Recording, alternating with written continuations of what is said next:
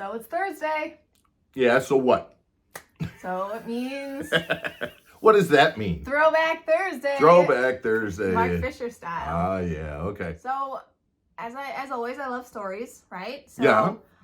last week we did our 24-hour round trip To get Charlie. Charlie, yeah. Yep. And it was fun, but it was tough.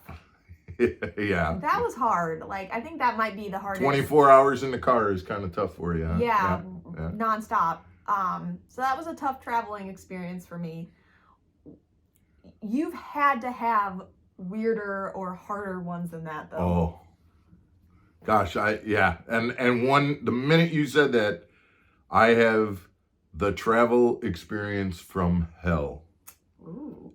Yeah, I can share that with you. I'll share. We'll come back and I'll share the travel experience from hell when we come back. Sounds good.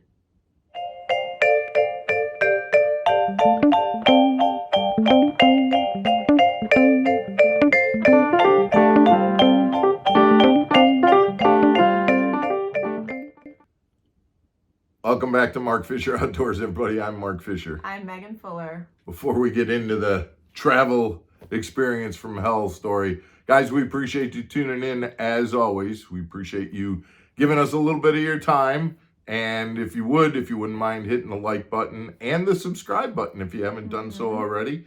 We are building up the Mark Fisher community, and we appreciate your help in doing that. The travel experience from hell, Megan. Yeah. Well, I gotta go back because this kind of relates to something that we talked about in another video. I used to have a major sponsor. It was Easy Cuts, and they were a hunting and gardening kind of a tool. They were a pruning tool, and it was a really great product. And I really liked it because I used it in my hunting a lot and things like that. And the deal that I had with them is for their sponsorship, I would give them a certain number of hours at outdoor shows.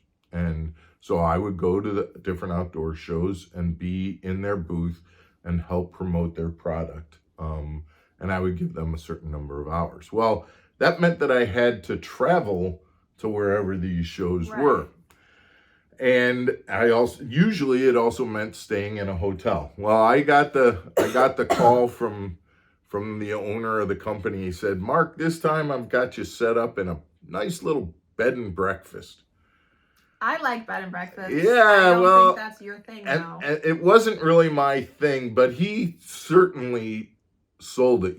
Mark, this is a bed and breakfast. You're gonna get up in the morning and they're gonna have jams and pastries and coffee and breakfast for you.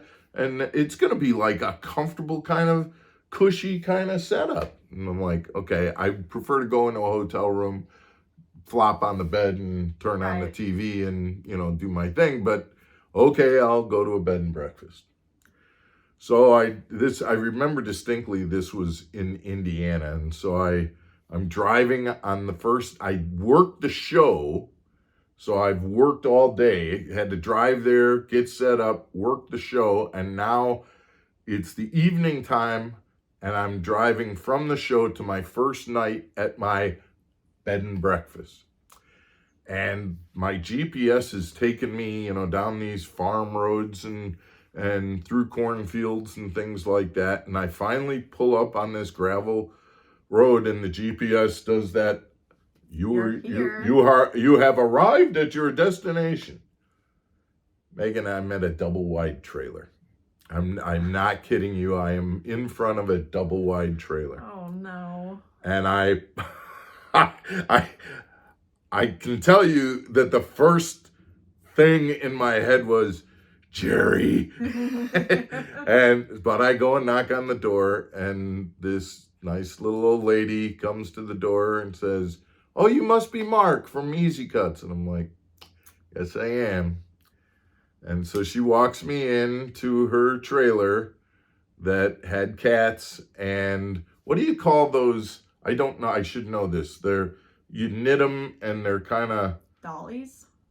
Yeah, like macrame kind of stuff. Is that what it's called, macrame? I don't know. Hanging all over the place. So this was, and it was just me and her. There were no other guests. In fact, it was just me and her, and there was a small little makeshift bedroom right off the door. Had a sewing machine in it, no TV. There was only one bathroom, and that was the thing she made clear when I got there. That room is yours. That's the only place you're to be. There is no breakfast or anything like that in the morning. And she said this to me: I used the bathroom first.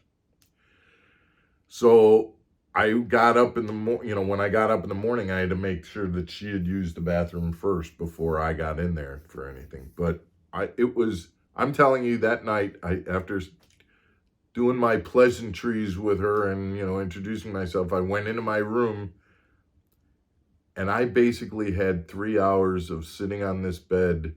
There was no cell coverage, so I couldn't call Jerry to complain about it. I couldn't call anyone and call home or talk to anyone. There was no internet. There was no internet. And no TV. No TV. 3 hours of sitting there playing like whatever game I had on my phone that was just like on my phone, Sudoku or something that didn't need an internet connection or whatever. It was awful. Sounds awful. So I made it through that night, got to the show the next morning, made sure to take my bags with me. And when I got to the show, called the office and kind of let them know that because I was set up to be at this woman's house for 5 days. Oh. For 5 days. And there was the thought of doing that for 5 more days was about, I was ready to just say, I don't need this sponsorship support, but I contacted the office and said, listen, this bed and breakfast thing is, and the reality is they did it because I think they were paying this lady like $40 a night for me to stay in her double wide extra room. And so I got them to up the ante a little bit and get me a hotel room. And so the next night, I think I stayed there 2 nights though. It wasn't until after the second night that I finally got the room available and at the hotel and moved to a hotel. But that was a bad one. It's funny now. Yeah, I don't know that it's that funny now when I think about it. It wasn't that. It was funny to me. It was very cringe-worthy. Yeah, I bet. Yeah. Anyway, guys, we appreciate you tuning in for Throwback Thursday. We will be back tomorrow for Mark Fisher Outdoors. Stick around. We'll see you then. Have a good night.